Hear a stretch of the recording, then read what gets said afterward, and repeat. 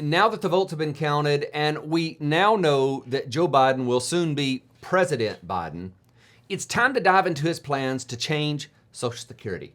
He's had several agenda items that he's talked about fairly often, and we have no reason to believe that we won't see these proposals turn into legislation in the next couple of years. One thing is for sure though, when they start to move through the lawmaking process, I'll be all over them. So if you want to stay informed about these changes, be sure to subscribe and hit that notifications bell. That way, you'll know as soon as I publish a new video, and I'll publish a new video as soon as I know anything that's worth passing along to you. Oh, be sure too to get a copy of my free Social Security cheat sheet. This is where I've taken the most important pieces from the massive Social Security website and condensed it all down to just one page. Now, I update this every year, so when I get the new version out, I always send it out to everyone on my email list, so you don't have to worry about getting the most current version. Okay, so the Biden plan for Social Security has 6 main components. First, his plan to extend the longevity of the trust fund by increasing payroll taxes. Second, he wants to increase the special minimum benefit. Third, he wants to change the survivor benefit calculations. I've actually already covered that in another video, so I won't spend too much time on it today, but I will briefly cover it from a very high-level view. Fourth, he wants to eliminate the windfall elimination provision and the government pension offset. Fifth, he wants to change how the annual cost of living adjustment is calculated. I've also covered that in the video. It will, just like the others, be linked up in the description below. And sixth, he wants to give an across-the-board raise to individuals who have been receiving benefits for a certain period of time. So let's do an overview of each of these, and then in later videos, I'll dive in with more details when we know more. Before we jump into the changes, he did talk about preserving the nature of Social Security as a program for all people and not just those who are low income. There's been a push lately to turn Social Security into just another welfare program for those without the means or desire to save for retirement.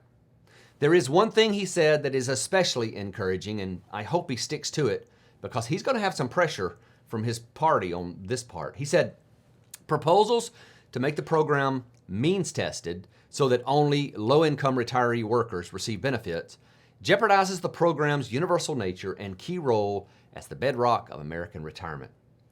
Now, as we get into these 6 changes he's proposing, it'll become apparent that there are changes proposed that'll make this system much more advantageous for the low income. So you could make the argument that some of these changes we're talking about today are going to be a form of means testing, but it's not going to be a hard line where on one side you get benefits and on the other side you aren't eligible for anything. So I'm glad that he doesn't plan to go to that means tested direction right away, at least. So now let's look at the 6 things that he does plan to change. So the first thing the Biden plan calls for is to fix the financial issues facing Social Security. His website says the Biden plan will put the program on a path to long-term solvency by asking Americans with especially high wages to pay the same taxes on those earnings that middle-class families pay. Now, here's how he plans to do that. Currently, you only pay the Social Security portion of your payroll taxes on the first $142,800. Now, that's the number for 2021. It generally increases on an annual basis in response to the annual changes to the average wage index. So as average wages increase, so does the maximum amount that is taxable for Social Security purposes. That'll be important in just a moment. If you make more than that amount, you don't have to pay the 6.2% portion of the payroll tax, and that's actually 12.4% if you're self-employed. What Biden has suggested is that the Social Security portion of the payroll tax should kick back in at $400,000 in earnings. So this means there would be a gap, some are calling this the donut hole, between the current maximum taxable wage base and $400,000. Now this gap would eventually get smaller and smaller because the first amount, the current maximum taxable wage base, would still be set to increase with wage inflation, but the $400,000 mark, where the wages become taxable again, would not increase with inflation. So eventually they'd catch up. And some reports say that within 30 years, this would simply mean that all wages are subject to Social Security taxes. The interesting part is that individuals who are subject to this additional tax would receive no additional Social Security benefit. So when he talks about preserving the nature of Social Security, this really doesn't do it because it breaks the connection of receiving increased benefits for increased contributions. So how effective would this be? Well, according to the Urban Institute, that's a think tank that generally leans left, they said that his plan would extend the life of the program's trust funds by 5 years to 2040. Now, I'll link that study up in the description if you want to read it for yourself, but after the trust fund was empty, there still wouldn't be enough coming in through revenues to pay benefits. So under this plan, there would still be a benefit cut around 2040. And then we have his plan to change how Social Security survivor benefits are calculated. Now, this is one that I've already covered in another video where I went into detailed examples of how this would be calculated, and I would highly suggest you watch that video after you watch this one, and I'll link it up at the end where it'll make it easy for you to click on it. But the basics of this change is that a new calculation method would be created where the benefit of the deceased and the benefit of the surviving spouse would be combined by adding together 75% of the surviving spouse's own benefit from their work, so their very own benefit, and 75% of the benefit the deceased spouse would have received if they were still alive. Then a survivor could receive the higher of the benefit from that calculation or the benefit from the old calculation. So for example, if we look at a hypothetical couple under the current rules and then the same couple under the proposed rules, it might make a little more sense. Let's assume that a husband has a benefit of $1,500 and the wife has a benefit of $1,000. This gives them a current household income from Social Security of $2,500. If the husband dies, the wife would start receiving his benefit and her benefit would simply drop off. This means that her income from Social Security would decline by $1,000 per month. That's a 40% cut. Under the new rules, the survivor benefit would be calculated by taking 75% of the deceased husband's benefit, so that would be $1,125, plus 75% of the spouse's benefit who is still alive, so that's $750. If you add these together, you get $1,875 as the new survivor benefit amount. So under the new calculation, that spouse would get a 25% increase from what she would have gotten under the current rules. One important thing to know about this is that it would be subject to a maximum. So it would be of the most benefit to low-income survivors.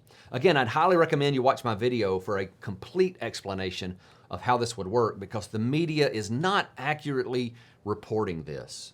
And then we have the increase to the special minimum benefit. This is an alternative benefits formula for those who have worked for at least 10 years with earnings over a certain threshold. Once benefits are calculated, an individual that meets the requirements will receive the higher of the normal calculation or the special minimum benefit.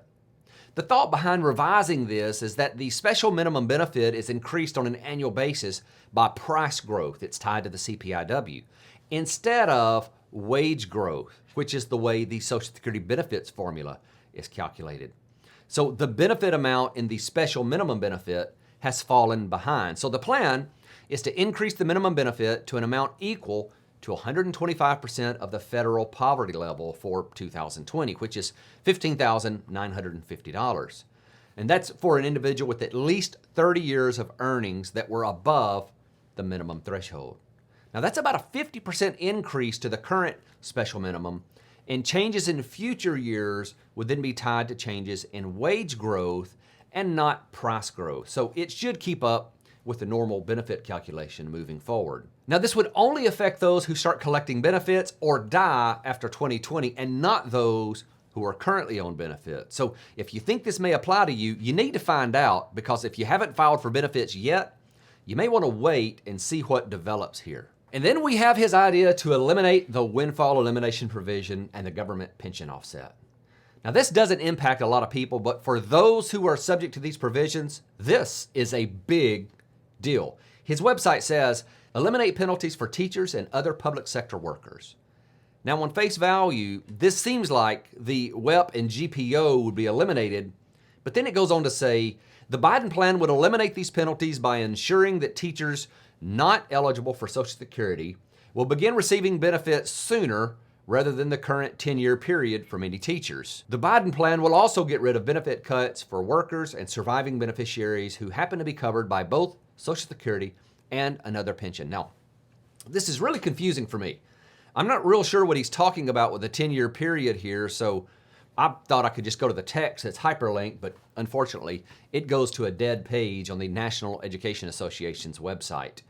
And I've seen other sites that have also referenced this language. They've used the same link, which also goes to a dead link. So I don't know if he plans to simply abolish these provisions or replace them with another formula. A few years ago, there was a piece of legislation that had a better chance than any we've had in recent history at abolishing the windfall elimination provision. It didn't address the government pension offset, but it did address the windfall elimination provision. And a lot of people got really excited about it. But when you dove into the actual legislation, it did eliminate the WELP, but it replaced it with another formula that would have actually cast a wider net and would have ended up reducing the benefit of even more people. So I'm real curious to know if that's what's being proposed here. The fifth thing he wants to do is change the way the annual cost of living adjustments are calculated. This is something that I have covered in another video. Again, it's going to be linked up at the end of this that you can click and watch. But the 10,000 foot view is that they want to start using the CPIE as the method to measure inflation instead of what's currently used, the CPIW. But the big question is, would it result in a larger benefit increase for seniors? Well, we have CPIE data available from December 1982, so we can go all the way back to 1984, because there's a 2-year lag, and do a year-by-year comparison with the CPIW. So up first, we have increases by year from the CPIW. You can see that there were 3 years where no cost of living adjustments occurred. And then we can overlay the increases that would have happened if the CPIE would have been used. Those are the yellow bars that are coming up. When viewed side by side, you can see that there are some years where the CPIW was ahead. Those are the blue bars. But in most years, the CPIE was slightly higher. And if you average the benefits between these two measurements since 1984, the CPIE has been about 0.27% higher per year. Now, with the effect of compounding, that certainly adds up over time, but it's not the big difference that's going to bring meaningful change to low-income beneficiaries and really help them to keep up with inflation in a much better way than what we're currently using. And the last big change that's being proposed is to provide a 5% benefit increase to individuals who have been receiving benefits for at least 20 years. Now, from what I've seen so far, this increase would be phased in starting at 1% in year 16 of receiving benefits and increase by 1% to year 20 for a total of 5%. Now, this increase would be based on the full retirement age benefit of an average wage earner. So if you made more than average wages, your increase would not be the full 5%. But on a positive note, spouses and anyone else who receive benefits from your benefit, like a spousal benefit, a children's benefit, and a couple of others, they would also see a benefit increase from that. Hey, before you leave, don't forget, get a free copy of my cheat sheet at the link in the description. It's free, and it has all of the most important stuff you need to know about Social Security condensed down to just one page. And in just a few weeks, I'll have the brand new version out. And if you get this one, I'll automatically send you that new version as soon as I get it back from our designer. Well, as always, thank you for watching and taking the time to get informed. Take care.